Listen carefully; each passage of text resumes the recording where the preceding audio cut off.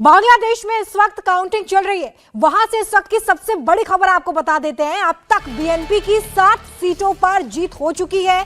BNP के कार्यवाहक अध्यक्ष तारिक रहमान ने ढाका में 17 सीटें जीत ली हैं, तो वहीं बीएनपी के महासचिव मिर्जा फखरुल इस्लाम ठाकुरगांव 1 सीट से आगे चल रहे हैं। वहीं अब तक जमाते इस्लामी के अगर आप कैंडिडेट्स को देखेंगे तो 18 कैंडिडेट्स ऐसे हैं जिन्होंने विजय हासिल की है। शेख हसीना विरोधी छात्रों की पार्टी एनसीपी 2 सीट्स अपने खाते में कर चुकी है, यानी कि 2 सीटें उनके खाते में आती हुई इस वक्त दिख रही हैं। फिलहाल ये जो रुझान हम आपको दिखा रहे हैं, इससे बांग्लादेश में किसकी सरकार बनने जा रही है, ये तस्वीर थोड़ी थोड़ी साफ होती दिख रही है। इस बार के चुनाव में बीएनपी और जमाते इस्लामी के बीच कड़ी टक्कर है। जमाते इस्लामी 11 पार्टियों का एक गठबंधन है। आज रात तक ज्यादातर सीटों के रुझान बिल्कुल साफ हो जाएंगे, स्पष्ट हो जाएंगे।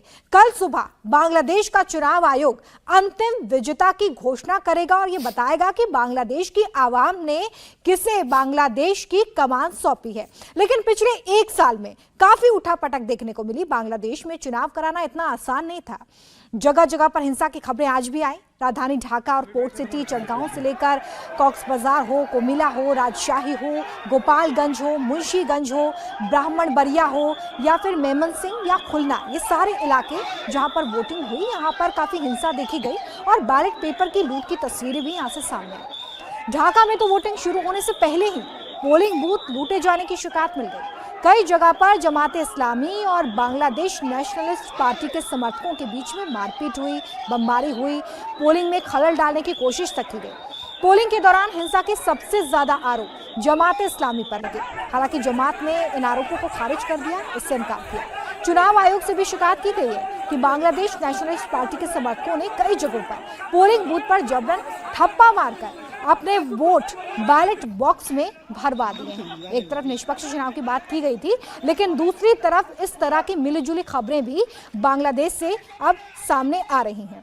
लेकिन सबसे अहम सवाल यही है कि बांग्लादेश की आवाम अपने प्रधानमंत्री के रूप में किसे चुनने जा रही है, क्योंकि जो रुझान सामने आ रहे हैं उसमें बीएनपी कहीं ना कहीं बढ़त लेती नजर आ रही है। मेरे साथ 2 खास मेहमान स्टूडियो में इस वक्त मौजूद हैं। हमारे साथ प्रोफेसर संजय भारद्वाज जुड़ रहे हैं, अंतर्राष्ट्रीय मामलों के जानकार हैं, बहुत स्वागत है आपका। शुएब रजा हमारे साथ मेरे सहयोगी जुड़ रहे हैं, जो काफी समय से बांग्लादेश की राजनीति पर खास नजर रखते रहे हैं। सबसे पहले शुएब, आपसे ही मैं समझना चाह रही हूं कि इस वक्त रुझान जो सामने आ रहे हैं वो बीएनपी का पलड़ा भारी दिखा रहे हैं। बांग्लादेश के लिए संकेत कैसा है? बिल्कुल, देखिए बीएनपी इस वक्त क्योंकि 5 बजे से ही जो लगातार गिनती हो रही है उसमें ये नजर आ रहा है कि बीएनपी वहां सरकार बनाने में कामयाब हो जाएगी। बांग्लादेश के लिहाज से हम देखें, हालांकि शेख हसीना का हमने आज पढ़ा भी, स्टेटमेंट आया कुछ देर पहले, और जो अवामी लीग वो तो इस चुनाव को जाहिर सी बात है शुरुआत से ही खारिज करती रही है और यूनुस सरकार पर लगातार वो हमलावर रही है। लेकिन जो चुनाव जो भी हुए हैं, हिंसा हुई, तमाम बातें वहाँ से सामने आई, लेकिन अभी बीएनपी आगे बढ़ती हुई दिखाई दे रही है।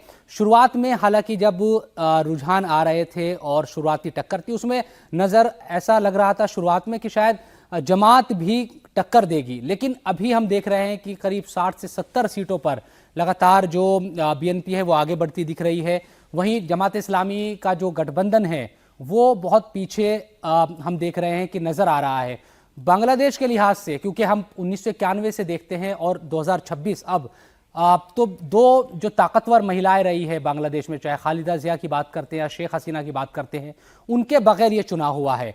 खालिदा जिया का कुछ दिनों पहले निधन हो गया था और शेख हसीना भारत में है शरण लिए हुए, तो उसके बाद पहली बार लग रहा है कि एक जो पुरुष प्रधानमंत्री है बांग्लादेश को मिलने जा रहा है। हालांकि इस चुनाव में हमने देखा कि महिलाओं की जो नेतृत्व होना चाहिए था जिस तरह से चुनाव में, वो नजर नहीं आया किसी भी पार्टी ने, चाहे वो बीएनपी हो या फिर जमात इस्लामी। जमात इस्लामी एक भी महिला को टिकट नहीं दिया। तो इससे आप अंदाजा लगा सकते हैं कि जो बांग्लादेश में अब नई सरकार बनेगी तो वो किस तरह की बनने वाली है। एक तो ये आप अंदाजा लगा सकती है। हालांकि ये कहा जाता है कि इनडायरेक्टली 50 जो महिलाएं हैं वो संसद पहुंचती है, लेकिन जो चुनाव होता है, जो लोग जिसके लिए मतदान करते हैं, उसमें आपने महिलाओं का जो नेतृत्व होना चाहिए था उसको दरकिनार कर दिया। बीएनपी अगर सरकार अब बनाती है, सुबह तक ये साफ हो भी जाएगा, शुरुआती रुझानों में साफ लग भी रहा है, तो तारिक रहमान को बनिस्बत जमात इस्लामी के अगर बात करते हैं तो उसके लिहाज से हम कह सकते हैं कि थोड़ा बेहतर होगा भारत को डील करना। हालांकि जो इतिहास एक रहा है बीएनपी का, चाहे वो 1991 में रहा हो या 2001 में जब खालिदा जिया प्रधानमंत्री वहां पर बनी, तो जो डील भारत के साथ उनकी थी एक तरीके से वो बहुत मुश्किल होता था। शेख हसीना के साथ हमारे जो ताल्लुकात थे वो बढ़िया रहे। तो उम्मीद ये करनी चाहिए, क्योंकि 17 साल के बाद तारिक रहमान बांग्लादेश लौटे, उनको समर्थन भी मिला है। हालांकि हम ये भी कह सकते हैं कि जो अवामी लीग का पूरा जो वोट था, जो भी समर्थक थे, उन्होंने भी मजबूरी में बीएनपी को ही वोट दिया है, और जो एक जीत की तरफ बढ़ती हुई बीएनपी दिख रही है उसमें उनका बड़ा योगदान है। मेरी बहुत सारी लोगों से लगातार बात हुई है, कल भी हमने बात किया, सुबह से भी हम बात करें, खासतौर पर जो हिंदू अल्पसंख्यक है उनसे भी बात हुई। वो ये बात कहते नजर आए कि पहले तो हमारा बिल्कुल जहन ये है कि आपने एक पार्टी को, अवामी लीग को, बिल्कुल पाबंदी उस पर लगा दी, बैन कर दिया। एक तो ये बड़ा गलत मैसेज गया है दुनिया में, क्योंकि अगर बाहर करना था तो वो जनता करती, किसी भी पार्टी को, उसको ये अधिकार है। सरकार ने एक साजिश करके, पूरी यूनुस सरकार ने, वो पार्टी जो सबसे पुरानी राजनीतिक पार्टी रही है, बीएनपी जो है वो लगातार वहां पर दिखती रही है। लेकिन अगर आप आवामी लीग की बात करें तो सबसे पुरानी राजनीतिक पार्टी वहां पर, जिसे बाहर किया गया यूनुस सरकार की तरफ से, उस पर बैन लगा दिया गया। और इस बार उसके उम्मीदवार जो हैं वो चुनाव में नजर नहीं आए थे, क्योंकि पूरी तरीके से चुनाव लड़ने पर बैन लगा दिया गया था। और उसके बाद ये नई तस्वीर जो है वो उभर कर आ रही है, जिसमें बीएनपी जो है वो आगे दिख रही है। भारद्वाज साहब, जरा ये जो तस्वीर इस वक्त उभर रही है, जिसमें हम टैली भी दिखा रहे हैं, 76 सीट्स यानी कि 76 सीट जहां पर बीएनपी इस वक्त लीड करती हुई नजर आ रही है, और जमात इस्लामी पूरी तरीके से पिछड़ रही है, 21 सीटों पर लीड कर रही है। ये तस्वीर जो बांग्लादेश की इस वक्त उभर रही है, हिंसक प्रदर्शन अगस्त 2024 में जो हुए, उसके बाद 18 महीने की जो यूनुस सरकार वहां पर अंतरिम सरकार रही, उसके बाद आप इन रुझानों को कैसे देख रहे हैं? देखिए, जो रुझान बता रहे, निश्चित रूप से जो जिन राजनीतिक दलों के बीच में कंटेस्ट था, बीएनपी और जमात, वो मैं तो मोटे तौर पे मानता हूं कि ये दोनों एक ही विचार को रिप्रेजेंट करती हैं। एक सॉफ्ट इस्लाम की बात करता है, एक रेडिकल इस्लाम की बात करता है, लेकिन दोनों ही एक ही विचार के हैं। और दोनों ने 2001 से 2006 के बीच में सत्ता भी शेयर किया, अलायंस पार्टनर थे, और चुनाव भी साथ लड़ा। 2008 का चुनाव भी इन्होंने साथ लड़ा। तो बेसिकली कंटेस्ट जो था वो एक ही विचार और एक ही माइंडसेट के लोगों के बीच में कंटेस्ट था। और इसीलिए मैं कहूँगा कि ये जो चुनाव हुआ, ये बहुत कुछ समावेशी चुनाव नहीं हो पाया, क्योंकि जो दूसरे बड़ा राजनीतिक दल था, जो 1949 में जिसकी स्थापना हुई और बांग्लादेश की आज़ादी में सबसे बड़ी भूमिका निभाई, लीडिंग पार्टी रही, उस राजनीतिक दल का रजिस्ट्रेशन को कैंसिल कर दिया गया। और वो राजनीतिक दल अवामी लीग, जिसको पिछले चुनाव में 2008 में उसको 49% वोट मिले थे, उससे पहले भी 40%, 38%, 34% वोट मिले थे, उस राजनीतिक दल को चुनाव नहीं लड़ने दिया गया। तो ये एक तरीके से समावेशी चुनाव नहीं है।